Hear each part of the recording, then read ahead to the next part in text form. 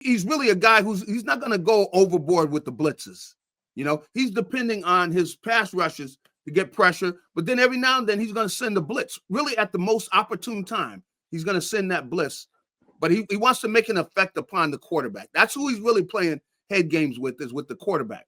And he knows if this guy's going a while where he hasn't held some pressure, he hasn't been hit, then you always know that, there's going to be a blitz coming unless they get to him, because he knows that the quarterback needs to be feeling some pressure. Our friend G Cobb joins us now.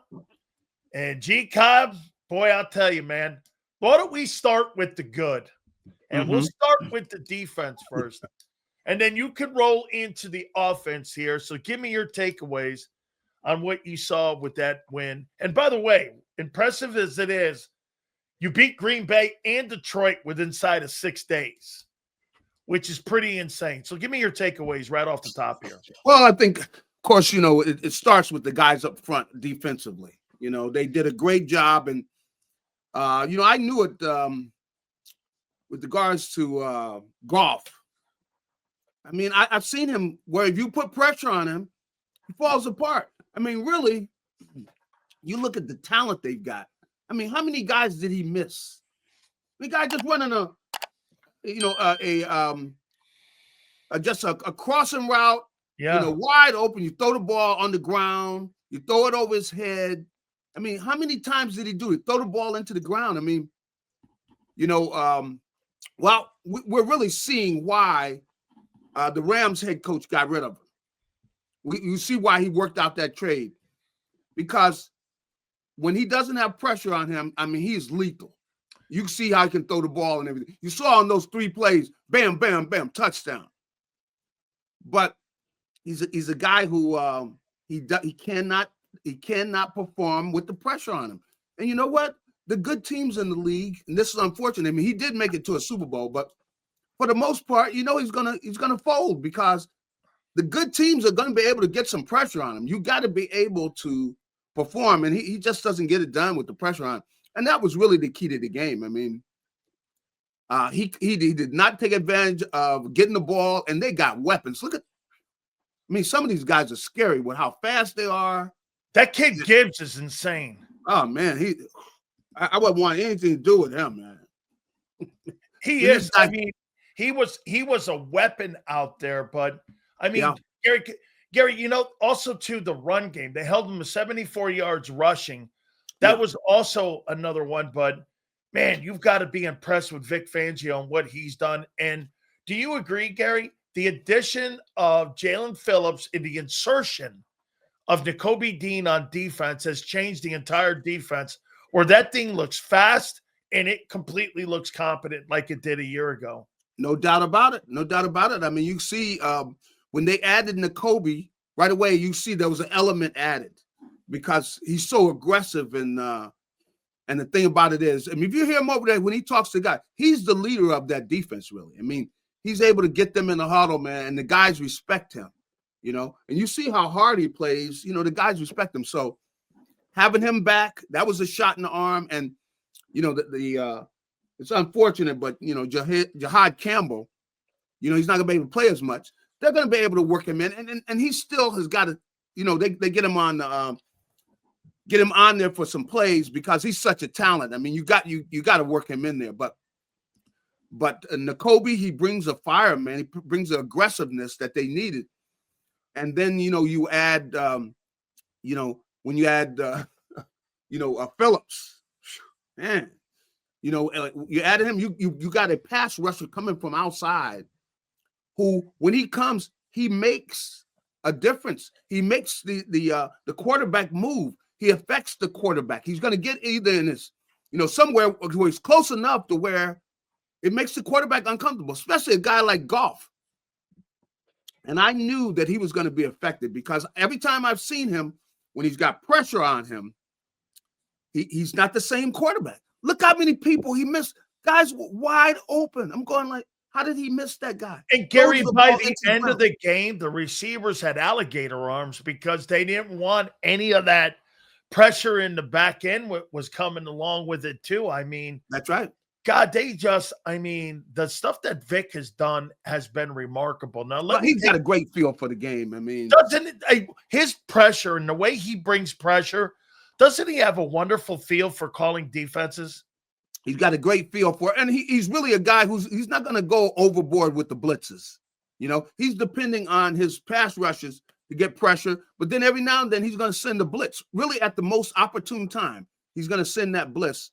But he wants to make an effect upon the quarterback. That's who he's really playing head games with, is with the quarterback. And he knows if this guy's going a while where he hasn't had some pressure, he hasn't been hit, then you always know that, there's going to be a blitz coming unless they get to him, because he knows that the quarterback needs to be feeling some pressure. And he's very big on that. And he knows that even if you just make him move, so he's uncomfortable, if he's got somebody in his face a bit.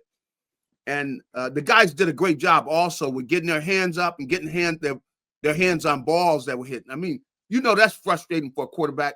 He got a guy wide open and the ball gets knocked down by one of the defensive tackles, and those guys, I've seen them out there on practice working on that, Yeah. And that's Clint Hurt. What's that? That's Clint Hurt.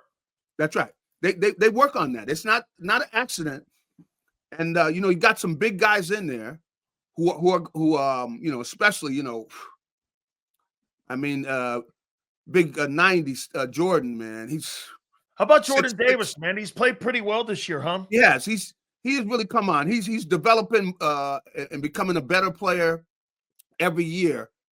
And that whole mentality there, which is guys are working trying to get better.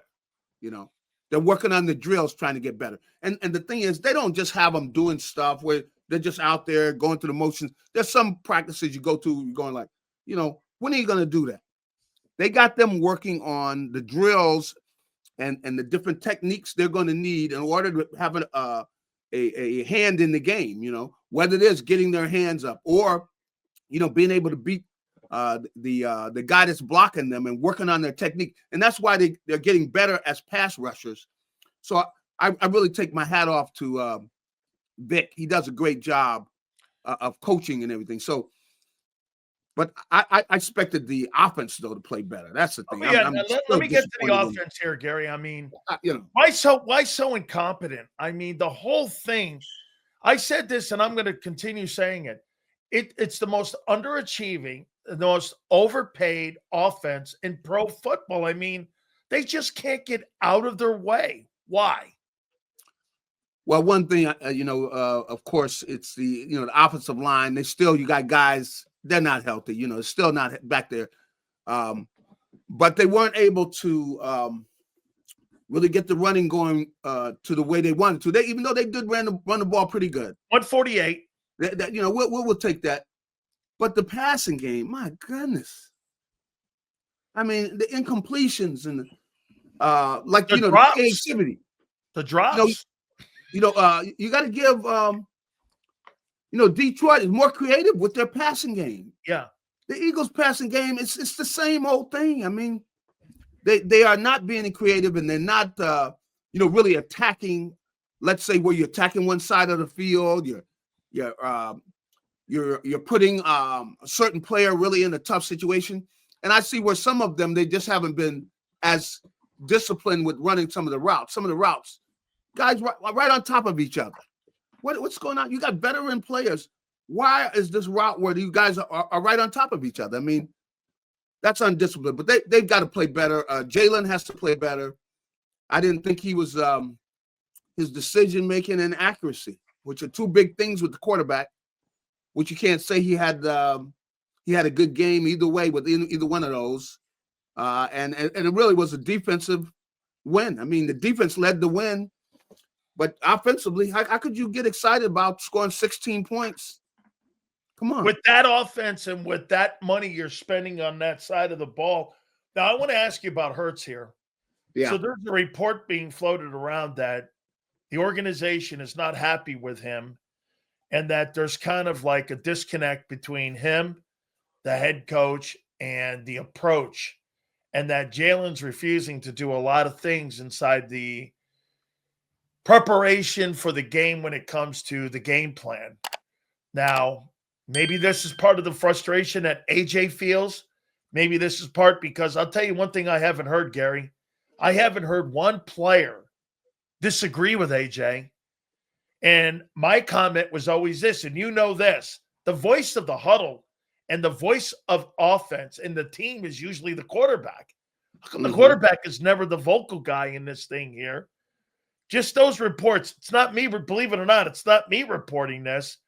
It's a guy like Derek Gunn who's around the organization, and he's over there a lot. He's got access to the building. He's a very credible guy on this. No doubt about it. I know Derek. I know. Yeah, I agree with him. Yeah. Well, I think that some of this is Nick and some of it is Jalen.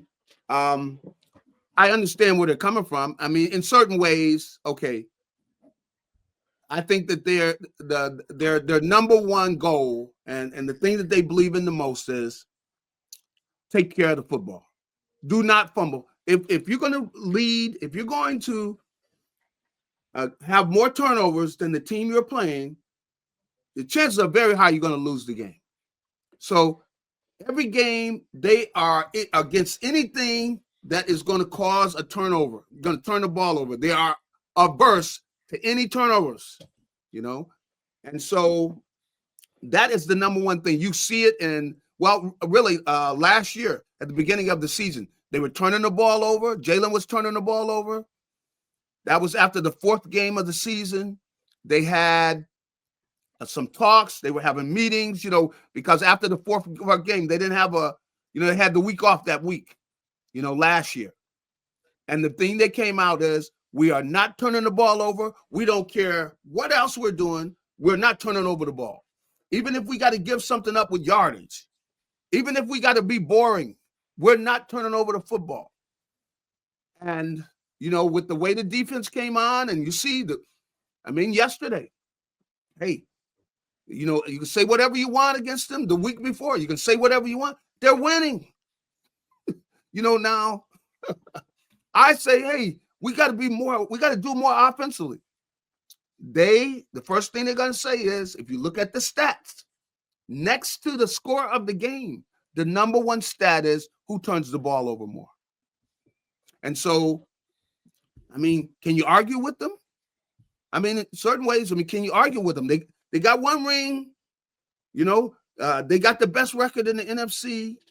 So, Gary, do you think that conversation and that report is a non-starter for you? Nobody cares that the guy doesn't really see and is on the same page, and he's got no. If that report is true, is that Jalen doesn't want to be really part of what the game plan is, and that's going a little far, Okay, well, I'm not saying it. I know. Now some of these guys might feel that way, but clearly he's not to that point. The thing is, he's conservative, meaning if it's any doubt, he's not throwing the ball in a crowd. If there's any doubt, he's leaning on that way, and part of that is Nick. Part of that's Nick, because when we're over there, when listening to Nick, and he will mention and talk about taking care of that football, and that's one thing they preach over there is taking care of the ball. That turnovers next to the score of the game, is the number one decider on whether you're going to win or lose. You're right. And when you see the stats, you can't help now. Like, look how bad they played this year. Offensive, look how they're 8-2. I know. And look at the team. They haven't been playing against, Miami and whoever, some of the bad teams in the league. That's not who they've been playing. They've been playing against the best teams in the league. And as ugly as it is, it's ugly football. They're 8-2, and they're very, very easily could be even better than that. So I understand and see. Really, Jalen said a little bit after everybody took they turned their mics off and everything. They turned their over there yesterday after the game, and he's saying, hey, as ugly as this, we won. We're trying to win. What do we need to do to win? And Nick is in Jalen's ear about taking care of the ball. Now, I think you can go too far, like whether you're going to make this throw or make that throw. But, I still think they're going to have to, if they're going to win the Super Bowl again, I think they're going to have games where they got to score some points. But the thing that that is a big part of what they're doing, and it's a big part of Jalen, is take care of the football. Okay, Gary, do you believe that Father Time is catching up with Lane Johnson? Yeah, probably so. Yeah. I mean, Lane is a guy who works out all off season. He takes care of his body. He's gotten dinged up some. And he has been playing a long time. So, I can understand that. Out 4 to 6. What kind of impact do you think that has on the team? Well, it's definitely going to hurt him. I mean, that doesn't help him. They got a pretty good backup for him initially, but then after him now if you want to bring extra offensive linemen on there, of course your depth is not as good as it was because he was your best backup offensive lineman. So that's going to make things tougher now, but I think they'll be all right. You see how that they can play with him. And he's a pretty good ball player, and he'll do a good job in there. The only thing is, of course, it just makes you where you can't afford any other. You can't afford any other, injuries. So it makes things tougher. But I'm very interested, with regards to them coming out about everything. I think more and more things are going to be coming out. But the whole thing with this turnover thing, and if Jalen, well, I guess he probably tells him, look, if you think there's going to be any chance of a turnover, then don't throw the ball.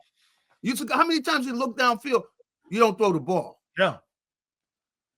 And, it's frustrating looking at it. But as I said, they're winning. All right. Can you argue with winning? How about this one? Barkley. I asked this question every week to you, and I asked it to Xander too.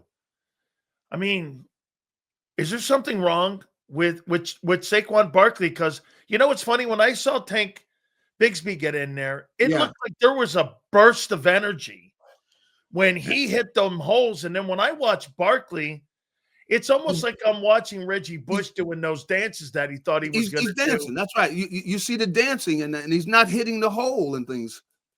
And then for somebody else to get in there and hit a hole, and get yardage.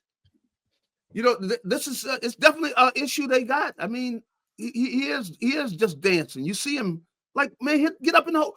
There's 4 yards and get to 4 yards. If you dance, then you get caught in the backfield, or either you get caught in the backfield or it's 0 with the yards. I mean, come on, man.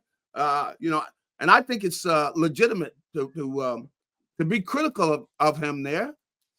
Man, you're dancing too much, man. You got to hit the hole. Hit that hole, what is there. Now, see, when they were playing last year, he could dance a little bit because nobody was getting any penetration, and he's looking for the home run. He's looking for the home run, so he would do that. But when they're not blocking like that, you got to get the 4 yards, man. Get the 4 yards then, because you're in a situation where you can it's either going to be 3rd and 2 or it's going to be 3rd and 8, because you're dancing back there. And, those are legitimate criticisms, but, hopefully things get better because, as much they are winning, and I could, talk about the turnover thing and say, well, they win. Man, I don't think you're going to beat good teams. Do you think this is with an absolutely atrocious offense and with a spectacular defense? Do you believe, Gary, they can go into the playoffs and win 3 games to win a Super Bowl playing like that? I don't think so. I mean, I think if they get against, let's say, LA, which they're probably the team that's might be the best that I see out there. Yeah, they're the best team in the NFC right now. Yeah, that's what it looks like to me. So LA's going to score some points. Oh, yeah. I mean, they're going to score points against our defense. So, as good as our defense has been playing. So, I think that they got to be thinking that they need to play better. And the thing is, they're capable of playing better. They have been better with all these same crew. They're capable of playing better. And so I think that's something they got to aim for. I'm sure that Nick is trying to work on getting them there. I can't say that it's the offensive coordinator. It's all him. No, it might be partially, but, in a lot of ways, they're running similar plays. And I think that, if they don't win it, Kevin Patullo, well, he won't be back. Oh, no. He will not be the play caller the next time. You better believe they're gonna probably make a move to get somebody else. You think they make a move no matter what, even if they win? That's not out of the question. That's not out of the question. The offense is pathetic. Yeah, I don't see how you can you could get excited and want to promote anybody with this offense that we see. I mean, come on. With all of the talent you got, you've gotten to where, I don't see creativity. I mean, just with the Lions there yesterday, you see the routes they're running. They run these stack routes. In fact, they had St. Brown come in motion, and he's going behind, let's say, the tackle and sneaking through there because the pass rush is coming up, but having him go through there and then running his route and coming down there, let's say he's 15, 20 yards deep when he gets over there. That's ingenious.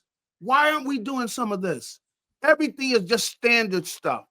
Everything the Eagles do is standard stuff.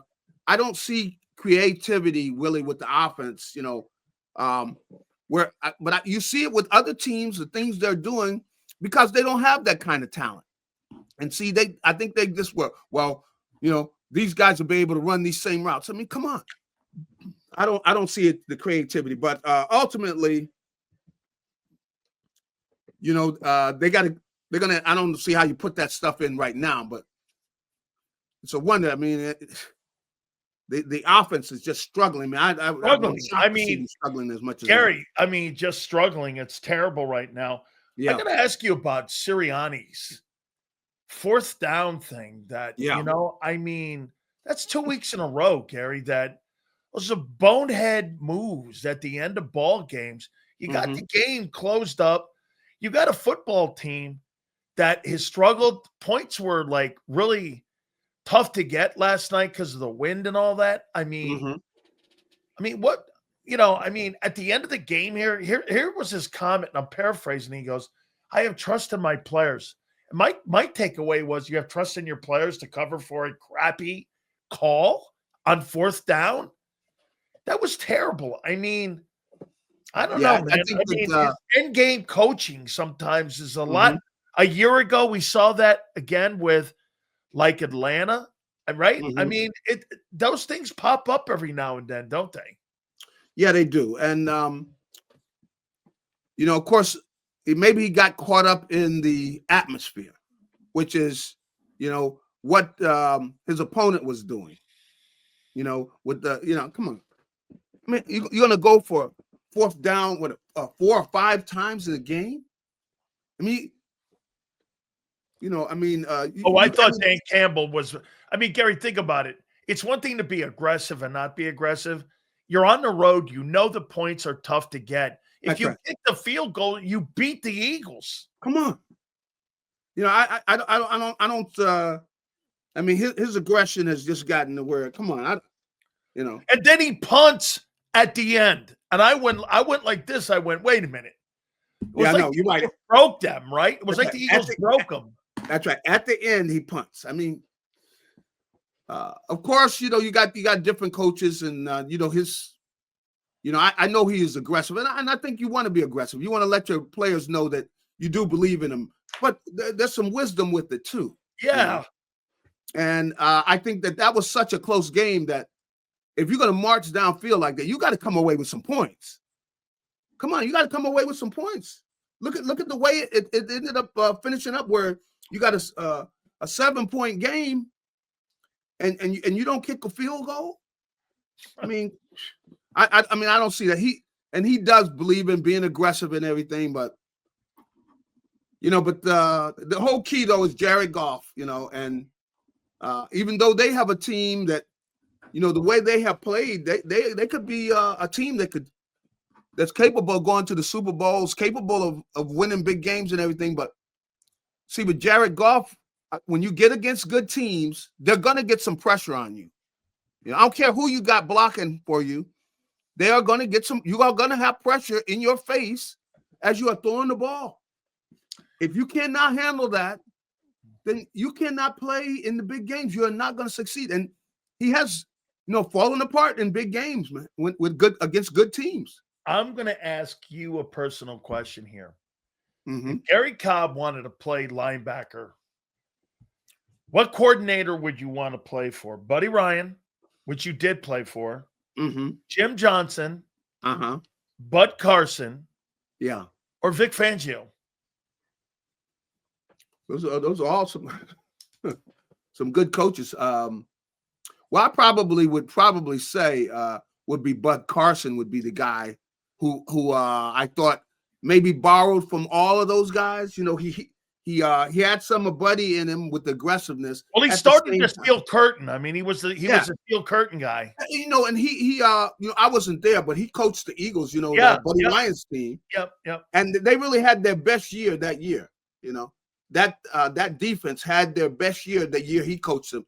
I think he was as good as they come. I thought he was because he had a lot of the same ingredients. He had the ingredients, aggressiveness of Buddy. At the same time, he wasn't as aggressive.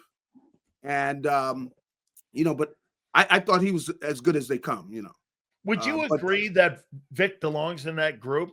He does. Have you been, Gary, has he surprised you how good he's been here? Well, I guess last year, it doesn't surprise me this year. Last year, I saw him. I saw what he did with the group he had last year with the players, how much better they got as the season goes along. Now, you see it's happening again this year. Of course, they did go out and, add talent and everything. But the guys, he does a good job of coaching through the weeks. The guys are learning more. And you can see he jabs the guys, he'll jab them pretty good. Let a guy know, man, that was stupid what you did or whatever. Because he wants them to play smart football. He pushes on their intelligence to where, look, play smart football. In this situation, this is probably what you're going to get. So they're anticipating things, and they play a good brand of football. And I tell you that these guys have gotten better as the season goes along. I mean, like every year I'm saying that. I was saying that last year. So, I mean, I haven't seen coaches. That's why I might even, saying I really didn't look at Bud Carson in that way. The way Vic, gets that improvement through the season. So if any reason that I might lean as him making him the top pick of all of them, because he does that better than anybody I've ever seen. But how can the defense be getting better and the offense is getting worse? You got two different coaches. You got two different situations. You know that because Vic just does a great job with the and just talking to the players. You see, they're getting smarter, getting knowledgeable about things that are going to be important. Now, of course, they know how important formations are. People like doing certain things out of certain formations. Offensive coordinator has a personality. Certain things he believes in. If he gets in a situation, certain things he's going to. And that's the way most people are. Like, what do they believe in? I mean, something, and so he lets those guys know that. So when they come out, they know what the other team likes to do, and he doesn't feed them too much, meaning that the defensive line lets them play, but he will give them enough to where they will have things that they can tell that are tendencies of the other team. And he has look how every team he has, they get smarter. They play smart football, And so I might just change it with Bud Carson and say Vic is he's as good as I've seen. I mean, I haven't seen a guy get the improvement that he gets out of a group throughout the season. Look at last year. Got to the end of the season, man. They were just like the number one defense in the NFL. You were like, holy, and we're seeing that again. We're seeing that again. Right now. I mean, I'll ask you the last one here. Nakobe Dean. I mean, have you been Gary, there was a time here where we were going like this. This guy, and have you seen this before? A guy gets a hold of somebody, and a coordinator gets a hold. Maybe it was Jim Johnson with Hugh Douglas, and what he did with Hugh and how he transformed Hugh. Because people told me Hugh didn't want to play the run. So what he did was he just, pinned his ears and let him hit quarterbacks. Yeah. And that's kind of what Hugh did. Is that a little bit like what we're seeing here also with the Kobe Dean? Vic just seemingly is getting the best out of everybody here. Well, last year, really, Kobe was doing this. Only got hurt, and he wasn't able to play in those the playoff games. But Kobe, Kobe, he's got great leadership. The guys believe in him, and he's got some fire in him.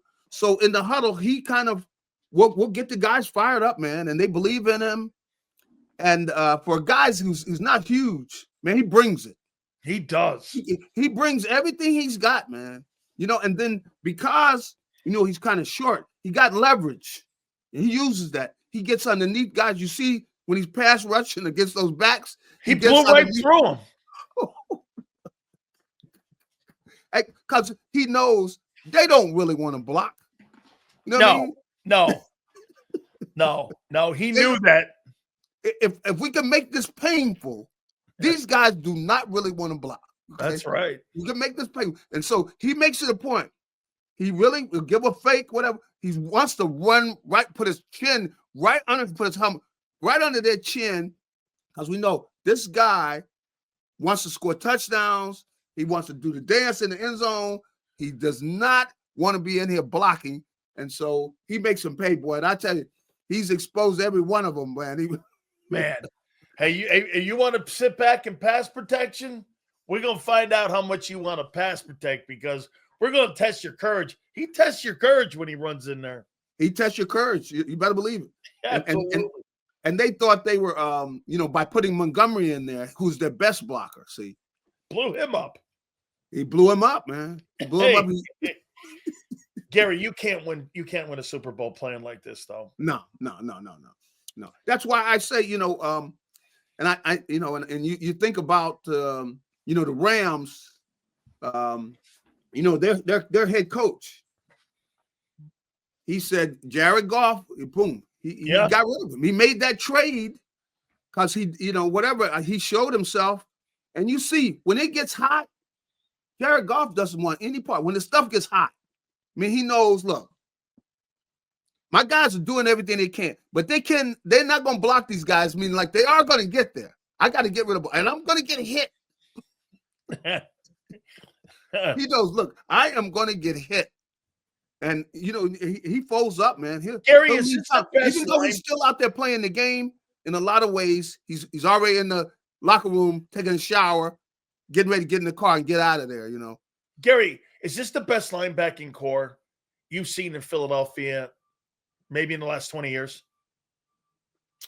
I'd say, yeah, they got a lot of good qualities. Yeah, I would probably say so. Yeah, even that Chris Long group. Yeah, even the Chris Long group. This is a good group. This is a good group, and it's hard to say that. It's hard for me to say who's, because they haven't played the whole season. They only played a number of games together. But a lot of the qualities, man. And just over there, and get to go in the locker room and talk to some of the guys. Man, they got a great group. They're guys are all trying to get better. They're trying to get smarter. And they do a great job of the physical and mental parts of the game. So I take my hat off to them. But let me get one last win on you here. Yeah, Jordan Davis, you extending him? I think so. Yeah, I think I'm gonna have to. Yeah, I think so. I'm gonna play another one with you. Moro Jomo, you extending him? He's up. Well, I'm gonna still have to wait to see that, because you got to think about how much money you're gonna spend, because Jalen Phillips now is Jalen Phillips is a guy that would probably be ahead. He's going to be a guy coming off that corner. But you see what he gives you. He's a good pass rusher, and he plays the run well. See, a lot of times, a guy doesn't do both. But but he plays the run and he gives you good pass rush. He's definitely a guy that I think would move into the lead, a guy I want to keep around. And, you know who I think has slid down the pole a little bit? I think it's Nolan Smith, because I'm starting to see Jalix Hunt more. And I'll tell you what, Jalen Phillips and Jalix Hunt as my edge rushers, hey, I'm not feeling too bad about that there. And, this guy was a first-round draft choice. If you pick the fifth-year option up, that's 17.5. Yeah. I don't know about that right now, because I don't know. It's going to get interesting. I didn't even realize all that, but, in thinking about Nolan, you start talking about the money and everything, but this thing is going to get very interesting because. Are you going to move A.J. Brown in the offseason?